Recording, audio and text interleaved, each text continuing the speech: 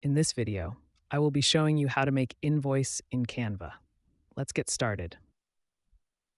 I'll begin on the Canva home screen by clicking into the search bar under the Templates tab.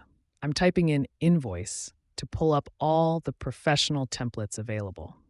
As the results load, I'll scroll through the gallery to find a layout that works for my brand. I like this clean, minimalist design, so I'll click it to see the preview and then hit Customize this template to get into the editor. Now that my workspace is ready, I can start editing the line items. I'll click the first text box under Description and change the text to Content Strategy and Planning.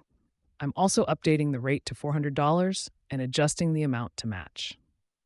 Moving down to the next row, I'll swap the second description for consultation sessions. I'll set the new rate to $75 and update the hours to 4, bringing that total to $300. For the final service item, I'm changing it to administrative support. I'll set this rate to $50 for 2 hours of work, making the total for this line $100. Now it's time to update the math at the bottom. I'll click into the subtotal and change it to $800. Then I'll adjust the tax to $96 and update the final grand total to $896. I'll do a final check of all the information to make sure everything looks correct.